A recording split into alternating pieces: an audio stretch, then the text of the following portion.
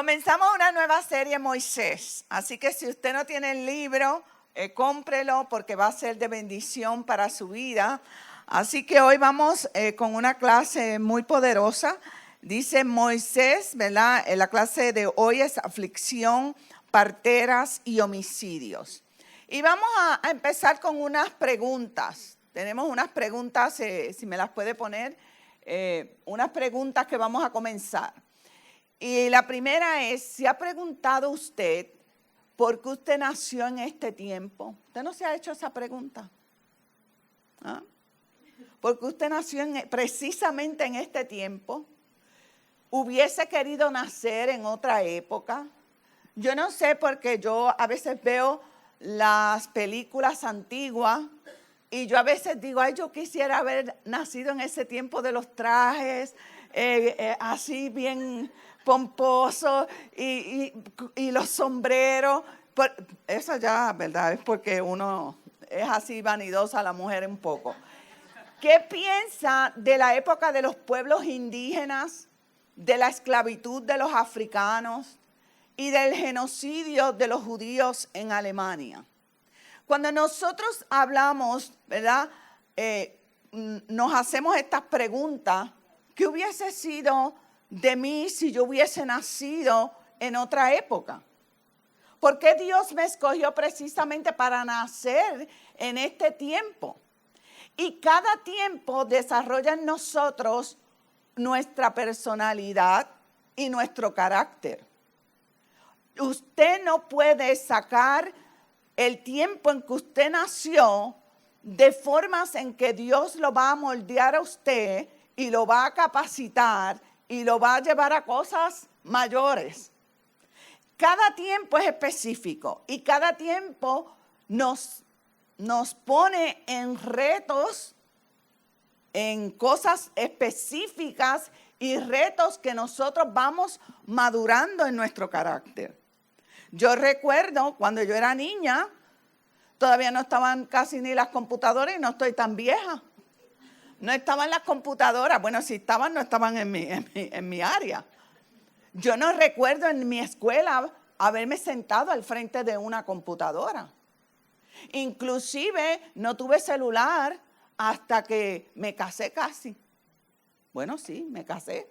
Cuando me casé tuve celular. Pero mientras estuve viviendo en mi casa había un teléfono colgado de una pared. Y recuerdo que cuando mi novio me llamaba, que era el pastor, ahí estaba mi papá, mi mamá sentados en la sala y yo conectado a un cable que no me podía desprender y no podía hablar casi bien con mi novio porque ahí estaba papi, mami, mi hermana, el perro, el gato y medio mundo ahí. Así que los tiempos nos dan unos retos diferentes a nosotros. Y hay tiempos, temporadas, donde fueron temporadas de aflicción.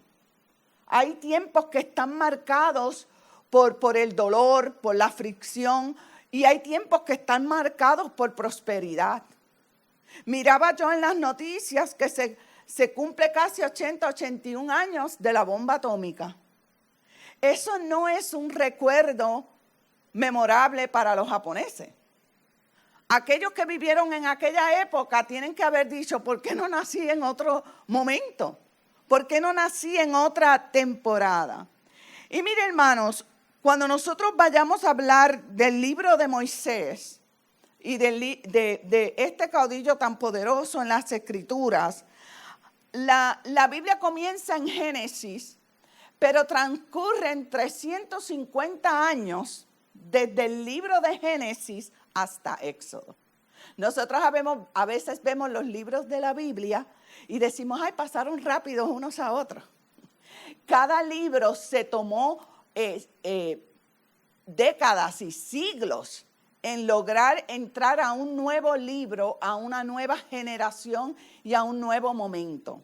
Así que hubo un hombre de transición en el libro de Génesis para entrar al libro de Éxodo. Y el libro de Éxodo significa salida, partida, ¿verdad? Es un libro donde registra la salida de los israelitas de la esclavitud de Egipto. Pero antes de eso, tenemos un hombre de transición y fue el personaje principal hacia el final de Génesis. ¿Quién me quiere leer Génesis 47, 5 al 6? Entonces el faraón dijo a José: tu padre y tus hermanos han venido a estar contigo. La tierra de Egipto está a tu disposición. Haz que se asienten en lo mejor de la tierra, que residan en la región de Gosén, y si sabes que hay entre ellos hombres capaces, ponlos a cargo de mi propio ganado. Léeme el siguiente. Génesis 47, 27. Los israelitas se asentaron en Egipto, en la región de Gosén. Allí adquirieron propiedades, fueron fecundos y llegaron a ser muy numerosos. Mire qué tremendo, tenemos un hombre de transición y nosotros conocemos, aquellos que es verdad que la mayoría de nosotros somos viejitos en el Señor aquí, conocemos muy bien a José. Conocemos en las Escrituras la importancia que tuvo José en Egipto y cómo Dios, ¿verdad?, usó a José en medio de una familia un poquito tremenda, ¿verdad? Un poquito no, bastante tremenda, que lo traicionó, que lo vendió, que mintió a su padre, que le hicieron tantas cosas a José. Vemos a José en este momento, es el que empieza cuando llega al pueblo de Israel, que era un grupito pequeño en el libro de Éxodo, era un grupo reducido, era solo la familia de José. Llegan a Egipto y ahí los recibe José y le dice, José, que era el faraón de Egipto, dice, tu padre, entonces el faraón dijo a José, tu padre y tus hermanos han venido a estar con nosotros, ¿verdad? Le dice, vamos a sentarlos en las mejores tierras, vamos a darles de las mejores tierras. Y algo que le dice el versículo 47, que los israelitas se asentaron allí y adquirieron ¿qué? Propiedades, fueron fecundos y llegaron a ser muy, muy numerosos. La Biblia me dice que después que los hermanos de José se establecieron allí, José vivió 71 años más con su familia. Y mientras José estaba como la cobertura de sus hermanos, todo andaba viento en popa. Todo andaba en bendición para el pueblo de Israel. Todo andaba muy bien para los hermanos. Ahora José le hace una advertencia a sus hermanos cuando llegan a Egipto, porque hay un cambio en el horizonte. El autor lo pone así, sucede un cambio en el horizonte y comienza el pueblo egipcio a tener prejuicios contra el pueblo de Israel. Y hay dos razones por las que el pueblo egipcio comienza a tener prejuicios sobre el pueblo de Israel. Si vamos a definir lo que es el prejuicio, ¿cómo usted define lo que es un prejuicio? Vamos a ver. ¿Cómo definimos lo que es un prejuicio?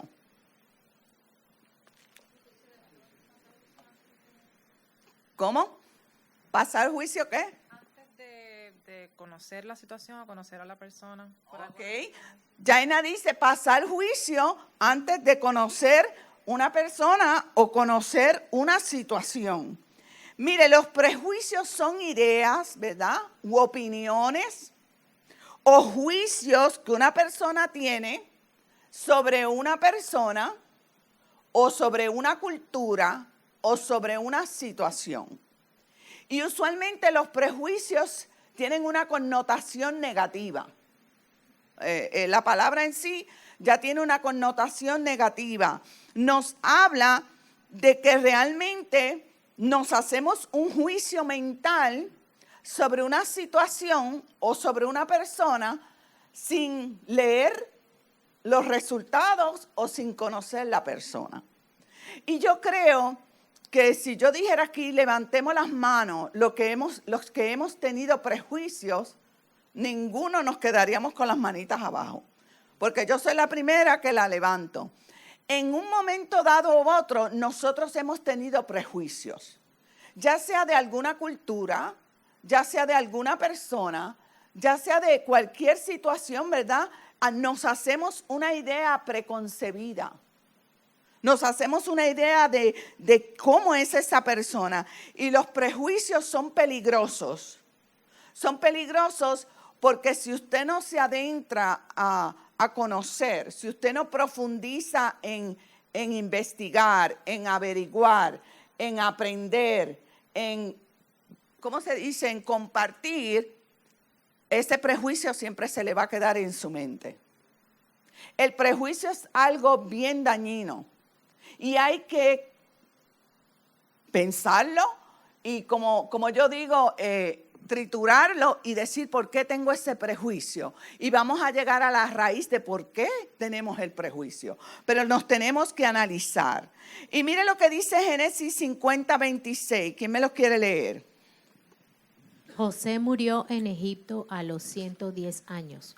Una vez que lo embalsamaron, lo pusieron en un ataúd. Ok, muere José y comienza a desarrollarse un prejuicio por el pueblo de Israel. Y la primera razón del prejuicio viene a raíz de la cultura de ese país. ¿Cómo usted define la cultura de los Estados Unidos de América? Vamos a ver, si nosotros pudiéramos definir cómo es la cultura de Estados Unidos. Liberal, ¿qué más?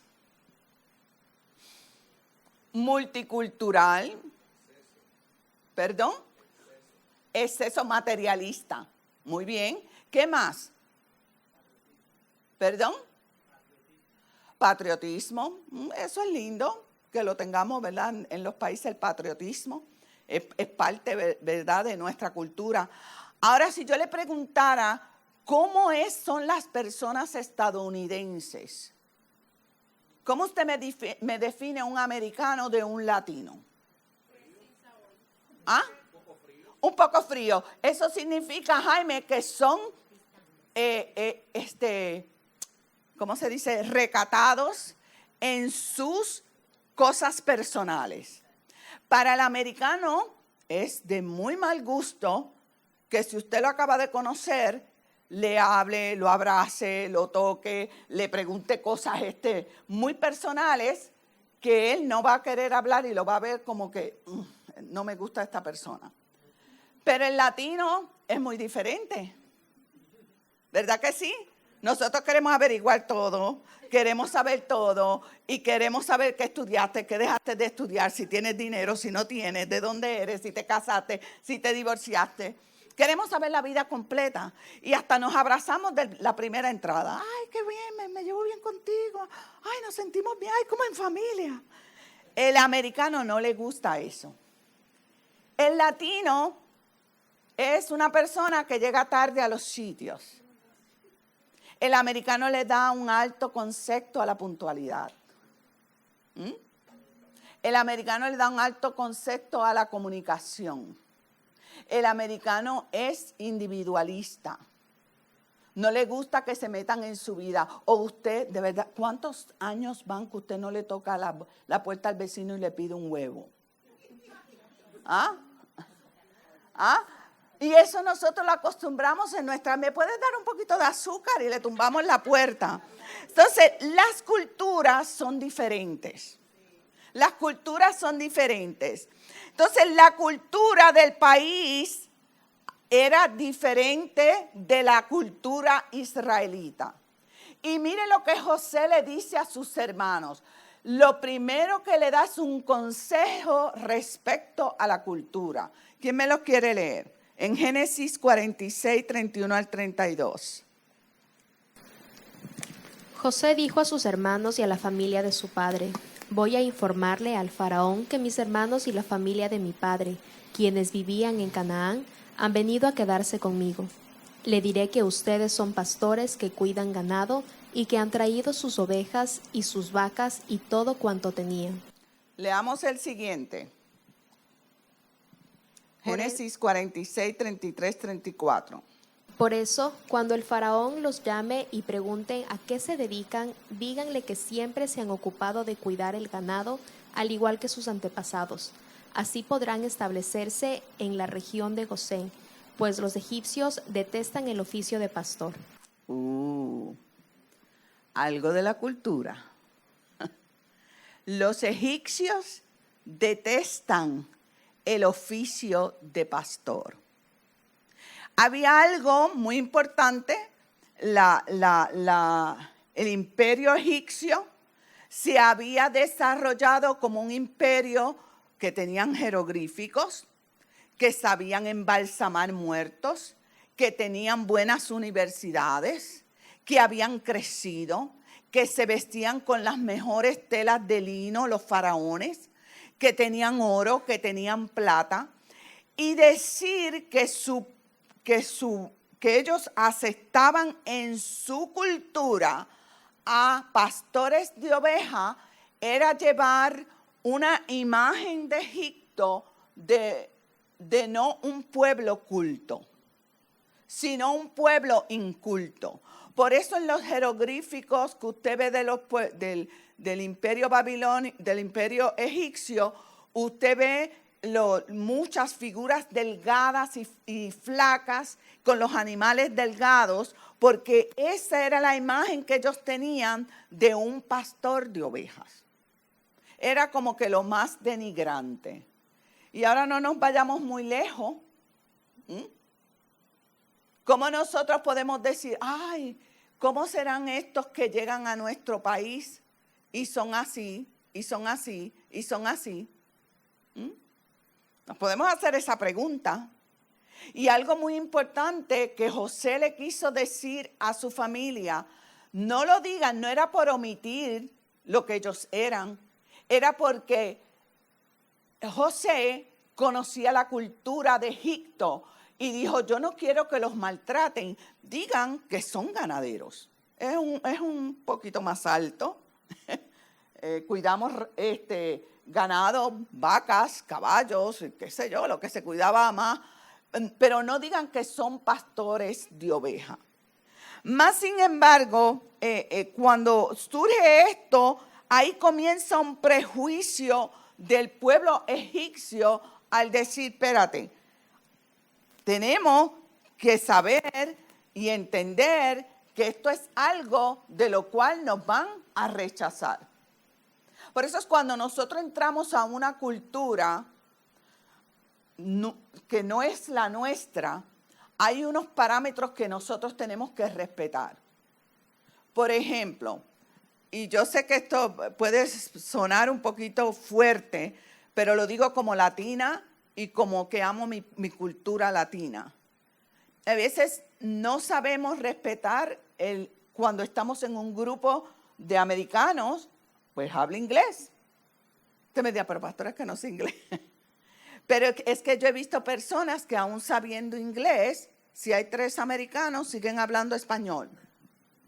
Entonces, eso es un poquito chocante para la cultura. Es un poquito chocante para las personas. Eso es mi opinión. Porque siento que me debo de adaptar a la cultura. Siento que debo respetar la cultura. Y claro, si yo ando con una amiga y ya estamos hablando español en un sitio, claro que lo puedo hacer. Pero no explayarme así, como a veces hacemos los latinos, de gritar cuando hay un grupo de americanos que están calladitos. Usted sabe que su cultura es templada, es callada. Entonces son cositas que uno a veces no las tiene pendientes como comunidad latina. Esto es un pensamiento que yo lo saco así, fuera de lo que estamos hablando. Pero es parte de la cultura cuando nosotros entramos a otra cultura. Y José le dijo, no digan esto, pero mire lo que hacen los hermanos. Los hermanos, cuando el rey le pregunta, porque no tengo la cita ahí, no la puse, cuando el rey le pregunta a qué ustedes se dedican, los hermanos de José no tomaron el consejo de José. Y le dijeron, somos pastores de oveja. Y ahí comenzaron los prejuicios. Otra segunda razón por la que se levantaron los prejuicios es porque se levantó un nuevo rey en Egipto. muere José, ¿verdad? Y aparece un nuevo rey. Vamos a leer Éxodo 1:8 y Éxodo 1:9 al 10. ¿Quién me lo quiere leer?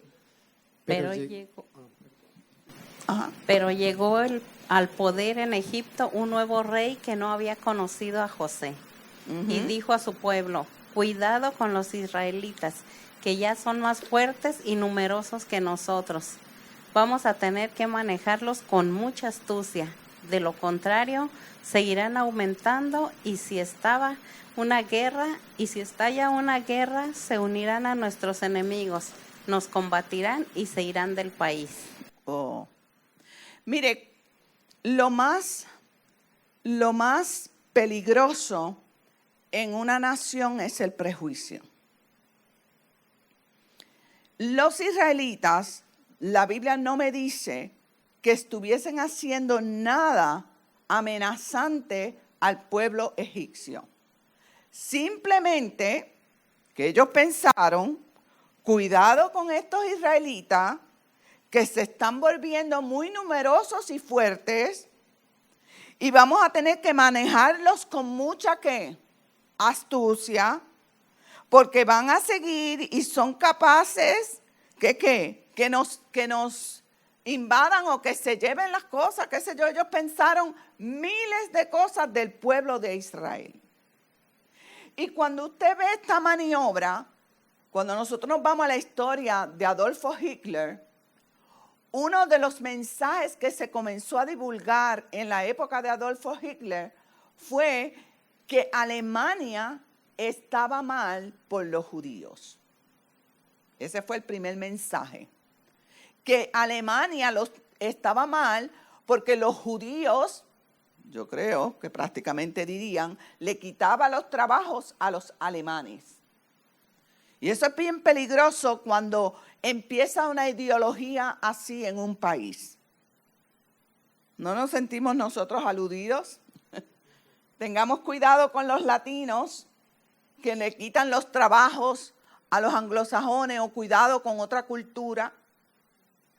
Y me dice la historia que Adolfo Hitler divulgó eso. Después divulgó la idea de una raza, una supremacía de raza. Que ahí no cabían los judíos, una raza superior. Y ahí comenzó todo ese prejuicio antisemita que hasta el día de hoy perdura. Pero comenzó aquí. Mire, comenzó en Egipto. No comenzó, pensamos que eso comenzó hace poco. No, eso comenzó desde Egipto. El prejuicio comenzó desde ahí. Y estas personas se sentaron y dijeron, cuidado con los israelitas, que ya son más fuertes y numerosos que nosotros. Cuando un pueblo comienza a tener un prejuicio de una persona, lo primero que empieza es a analizar de qué forma yo lo puedo hacer sufrir. O de qué forma yo me lo puedo quitar de encima. De qué forma yo lo puedo desplazar. Si estamos en un trabajo, de qué forma yo le puedo hacer daño que la desplace, que lo saque del panorama. Porque el prejuicio, mira hermano, hay personas, si no hay tanto prejuicio nacional, hay prejuicios aún en los trabajos. Donde las personas detrás de usted pueden hacer miles de cosas simplemente para sacarlo a usted del área. Y eso es bien peligroso, el prejuicio es algo muy dañino. Y mire lo que comenzaron a hacer estos egipcios. Comienza a haber un cambio tormentoso a raíz de ese prejuicio. ¿Quién me quiere leer los versículos Éxodo 1:1? Fue así como los egipcios pusieron capataces para que oprimieran a los israelitas. Les impusieron trabajos forzados, tales como los de edificar para el faraón las ciudades de almacenaje Pitón y Ramsés. Mire, hermanos, cuando usted va a la historia de cómo el pueblo de Israel construyó Pitón y Ramsés, que eran unos almacenes inmensos para las comidas, para el trigo, y también hizo murallas, y yo diría hasta pirámides en el área de Egipto. La mayoría de los trabajadores, las manos que pusieron esa labor fueron los israelitas. Y la Biblia me dice que la historia dice que el trabajo incluía tomar, como se dice, arcilla, agua y paja y mezclarlos día y noche, bajo temperaturas calurosas, bajo temperaturas terribles. Les imponían pesadas cargas, dice la historia. Le levantaban muros donde las jornadas de trabajo eran súper extensas. Mire, hermanos, recuérdese que eso de uniones laborales no existía. Los israelitas no podían decir, bueno, vamos a ir allá, ¿cómo se dice? Se me va la palabra. Yadira hubiera estado aquí. Recursos humanos, gracias Elizabeth. Recursos humanos, a quejarnos de los egipcios. No había ese tipo de uniones. Y dice la historia que la carga que le impusieron al pueblo de Israel era excesiva. Era casi esclavitud. Y es lo mismo cuando usted lee la historia de la esclavitud en Estados Unidos y en todos nuestros países de Latinoamérica, el maltrato en esos barcos que tardaban meses con personas apiñadas en un barco sin comida, sucios, un maltrato inhumano. Así que no estamos muy lejos de lo que la gente viene arrastrando de cultura civilizada, porque Egipto era una cultura civilizada. Ahora me dice la Biblia ahí que le aumentaron el trabajo. Y Éxodo 1, 12, 13, ¿qué dice? Mientras más le aumentaban el trabajo.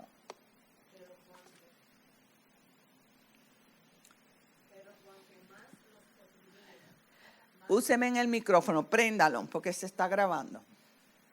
Pero cuanto más los oprimían, más se multiplicaban y se extendían.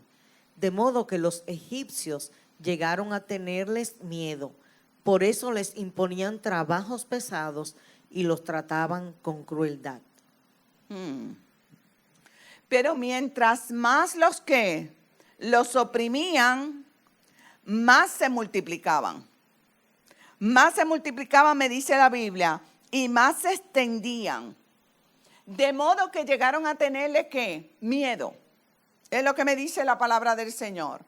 Comenzaron a tenerle miedo al pueblo de Israel. Y el miedo siempre va a repercutir en maquinar cosas dañinas y pecaminosas, en maquinar cómo yo te puedo destruir, cómo yo te puedo aniquilar, cómo yo puedo hacer algo para sacarte. O sea, comenzaron a hacer cosas porque el temor nos lleva a hacer cosas desagradables. Ahora, cuando nosotros vemos que el pueblo de Israel estuvo esclavo, fueron maltratados, fueron esclavizados en Egipto, no era algo nuevo para Dios. Dios es un Dios de promesas. Las promesas de Dios para nosotros pueden estar tardías, pero para Él nunca las pasa desapercibida. La Biblia dice que el cielo y la tierra pasarán, pero sus palabras no pasarán. Lo que me quiere decir es que lo que yo te digo se va a cumplir. Y algo que Dios había profetizado al pueblo de Israel, nosotros lo vemos en Génesis 15, 13 al 14. Vamos a ver quién me lo quiere leer. El Señor dijo a Abraham: debes saber que tus descendientes vivirán como extranjeros en tierra dañada, donde serán esclavizados y maltratados durante 400 años. Pero yo castigaré a la nación que los esclavizara. Y luego tus descendientes saldrán en libertad y con grandes riquezas. Mira, hermano, estamos hablando del libro de Éxodo, pero nos remontamos unos cuantos siglos hacia atrás. Recuerde que pasó mucho tiempo, por eso di ese detalle, desde Génesis hasta el libro de Éxodo. Y a veces vemos como si Dios no nos contesta, ya Dios no me habla, ya Dios no me responde. Ya Dios es un Dios que se olvidó de nosotros. Pero esto que estaba sucediendo en Egipto no tomó de sorpresa a Dios. Era una promesa, era una palabra que ya estaba ¿qué? Escrita. Y mire, hermanos, tener una palabra escrita que te diga que estarás esclavizado por 400 años, no es una palabra muy grata para recibir. ¿O usted quiere que le profeticen así? Usted dice, no, pastora, solo llegó a 80. Pero sus generaciones, los hijos de sus hijos, sus tataranietos, mis nietos, lo que le sigue a su generación, completamente esclavizada. Hoy yo así sentada en mi asiento le decía al pastor, ¿y cuándo vendrá Cristo? ¿Cuándo tú crees que viene Cristo? Porque yo leo todo eso de 400 y 300 y las promesas y uno se hace esas preguntas. Y yo le decía, y el pastor me dice, yo le digo, no puede ser 1000 años más, porque 1000 años más nos destruimos nosotros mismos. El pastor me dijo, yo creo que como 200. Y ahí estábamos debatiendo. Ahí estábamos debatiendo yo y el pastor la teología. Y yo le digo 200. Bueno. Ya 200 quizás ya el hombre ha llegado a Marte porque Elon Musk quiere llevarnos a Marte. O sea que uno dice, Dios amado, ¿qué está pasando?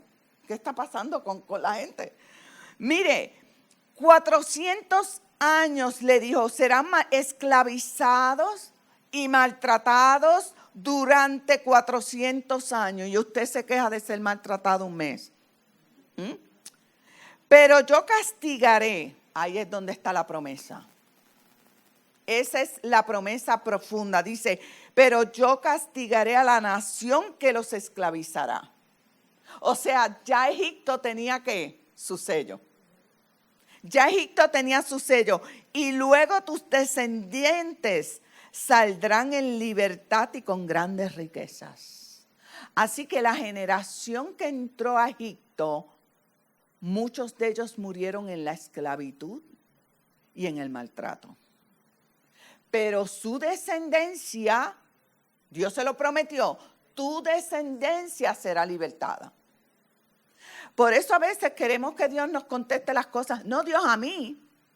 Y quién sabe si lo que Dios está haciendo contigo es el escalón para tu descendencia. No es para ti, es para tu descendencia. Y a veces queremos que Dios nos haga, Señor, ¿por qué no haces esto? ¿Por qué no haces lo otro? Porque quién sabe si en el plan de Dios es para tu descendencia. Y mire, vemos que esto para mí, yo decía, Señor, pero ya estaba escrito. Toda esa esclavitud ya estaba escrita, todo ese maltrato ya estaba escrito. Y esto me recuerda que hay algo importante, que las promesas que Dios le ha dado a usted, nunca las tome como olvidadas por Dios. No las debemos tomar como olvidadas por Dios. Las promesas que Dios nos ha dado son en Él en sí y amén, como dice las Escrituras. Yo creo en las promesas de Dios. Y yo digo, mi descendencia será poderosa, será mayor. Yo a veces oro por mis hijos y digo, Señor, Gio será mayor que el pastor. Lo llevarás, si tú no vienes antes, lo llevarás a cosas mayores. Yesenia igual.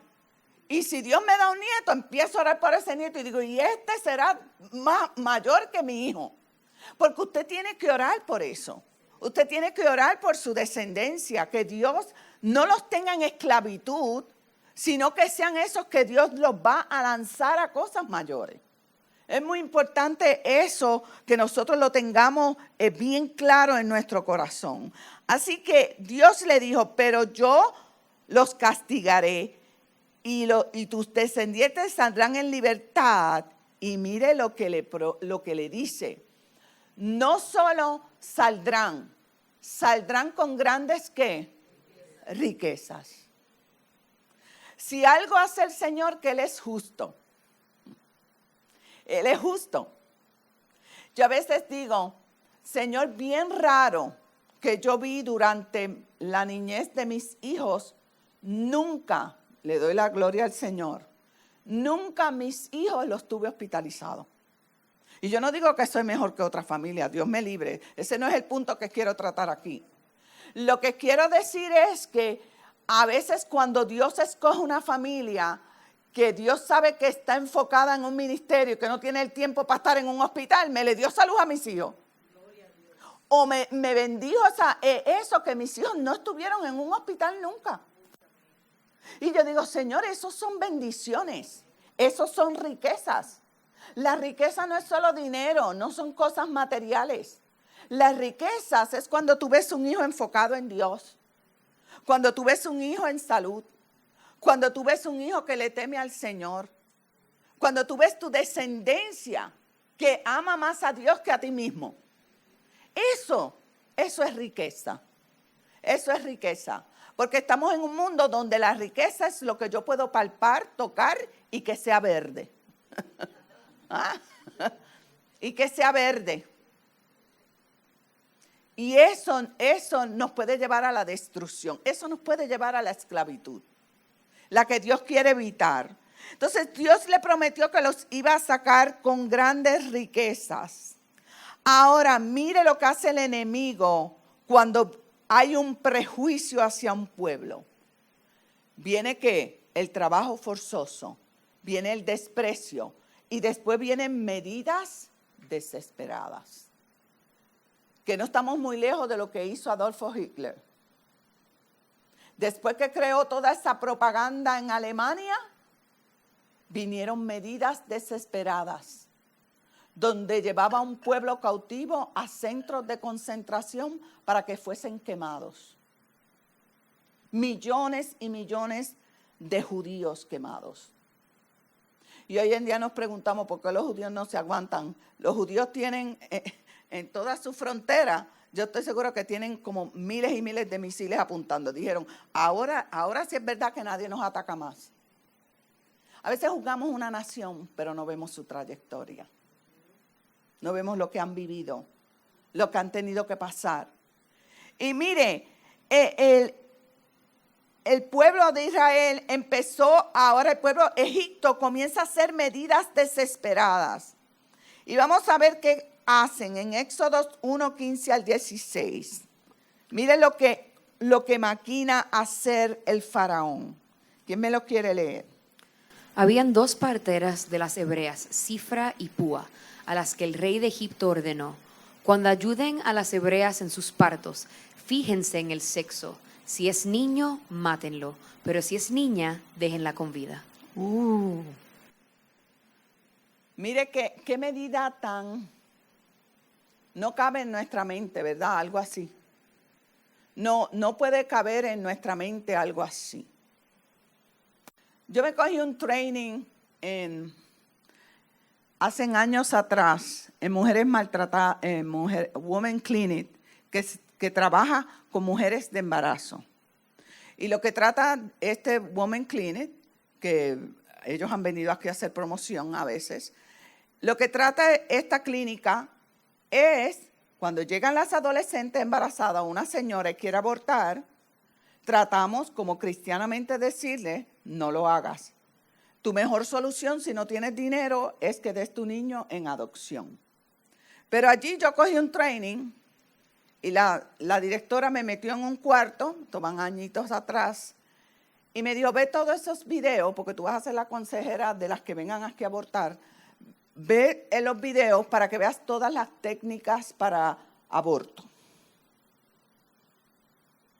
Y cuando yo empecé a ver todas las técnicas de aborto, yo quedé mal. Dije, Dios mío, ¿cómo el ser humano ha llegado a un punto tan salvaje? Entre más conocimiento, más salvaje. Entre más conocimiento, más salvaje. Mire, primero ahora tenemos que hay aborto medicinal.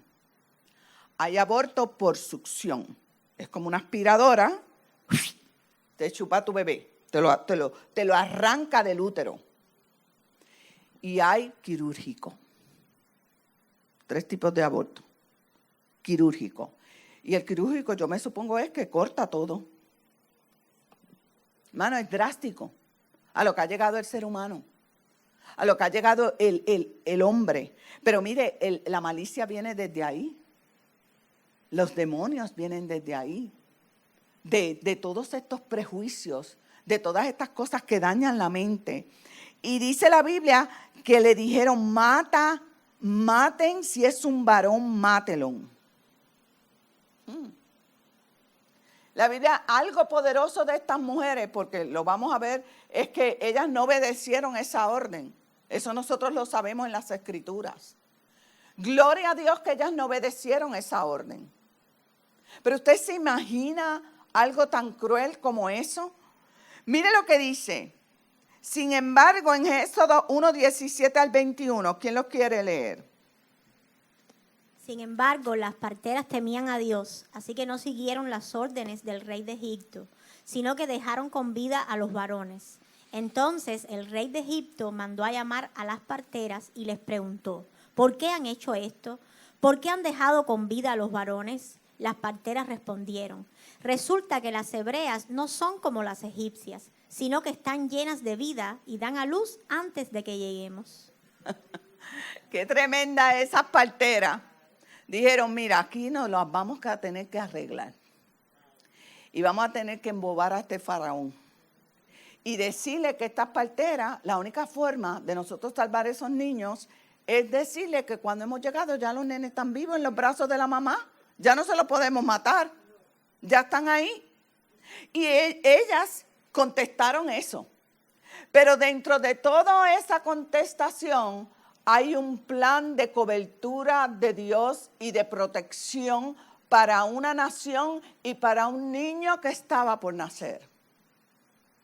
Moisés estaba por nacer en esa temporada, en esa época.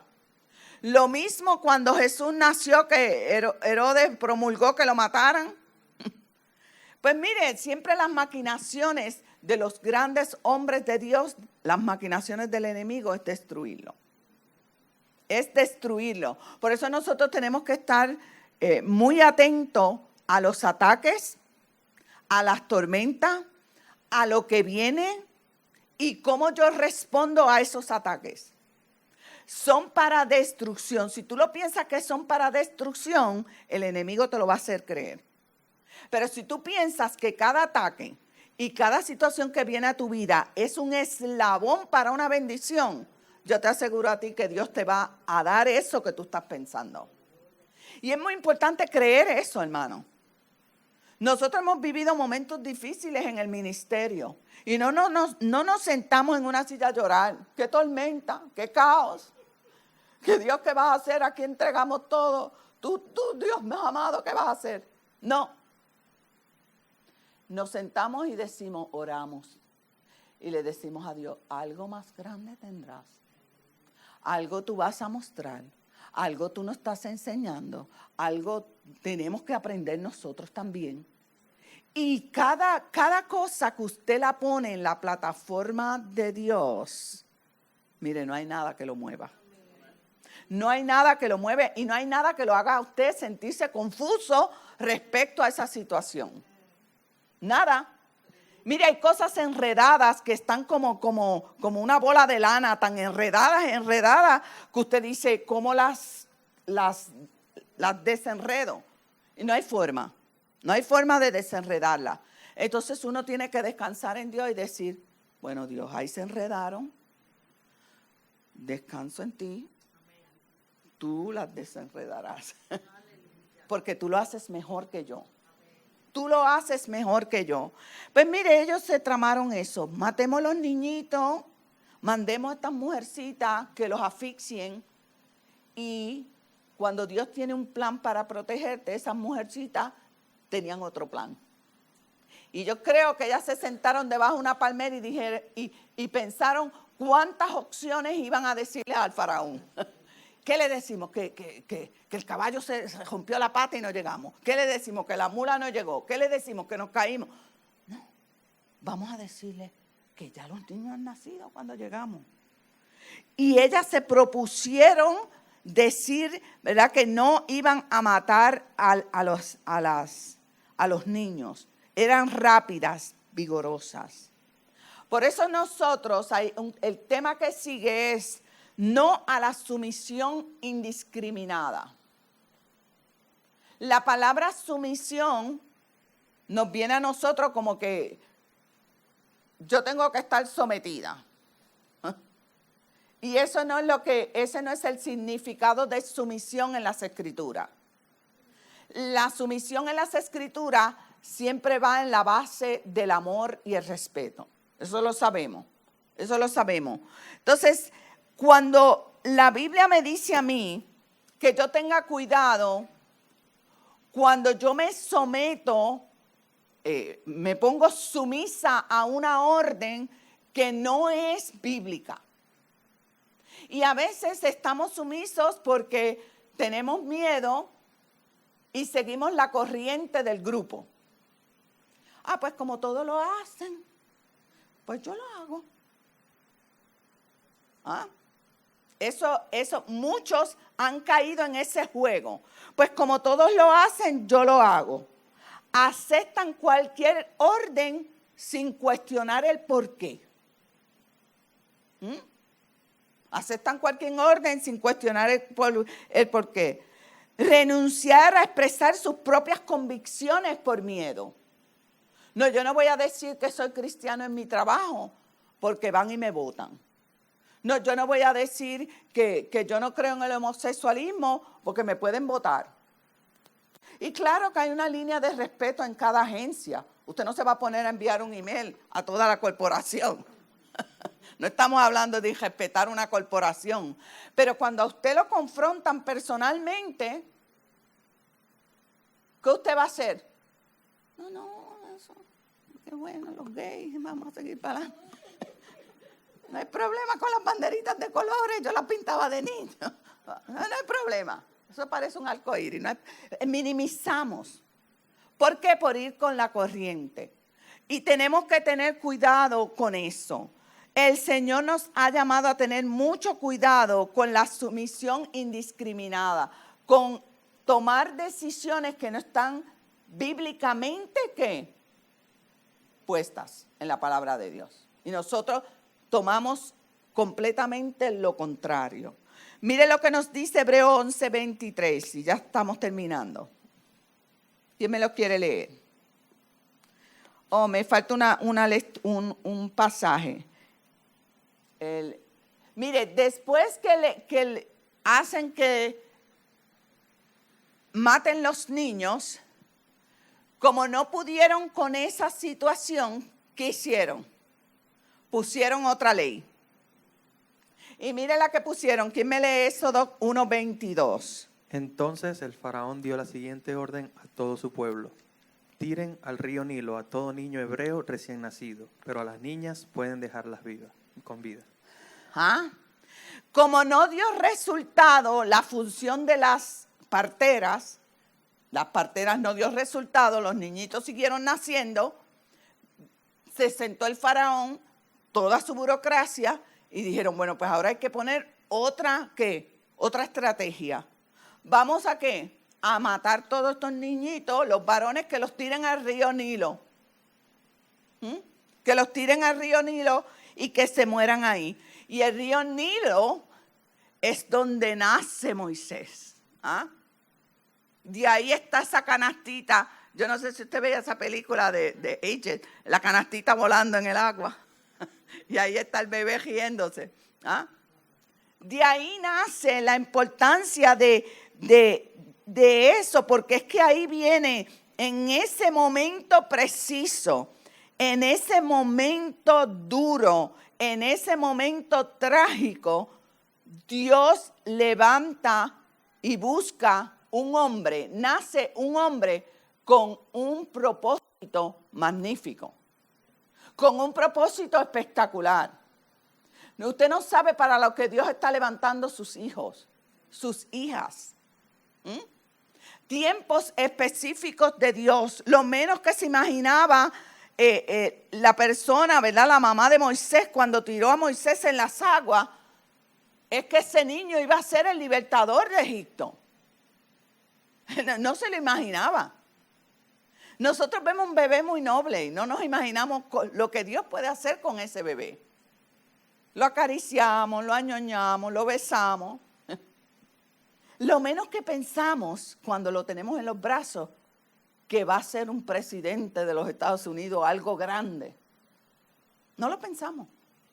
Mas, sin embargo, Moisés, hasta el día de hoy, un gran caudillo de Dios. Entonces, vemos, ¿verdad?, que estos hombres, estos faraones, tomaron esa última decisión. Y miren lo que pasa, miren el pensamiento que pone Charles Swindoll aquí. Dice, detrás, lo voy a leer, de toda brutalidad, de toda mente, encontramos a menudo que hay un fuerte sentimiento detrás de ella. Cuando usted comete una brutalidad, hay un fuerte sentimiento detrás de esa brutalidad. Es lo que nos dice Charles Swindoll. Movamos la roca de la brutalidad y debajo de ella aparecerá el sentimiento de temor, la inseguridad y aversión hacia ese grupo de personas en particular. Qué tremendo. A mí me encantó este párrafo. Cuando yo soy brusca con un grupo, cuando yo menosprecio a alguien, cuando yo trato de denigrar a alguien, cuando yo trato mal a alguien, cuando yo trato de aplastarte, es porque en mi interior hay inseguridad. En mi interior hay temor. En mi interior me siento mi autoestima por el piso y no quiero que tú brilles porque me quitas mi luz. Eso es bien peligroso.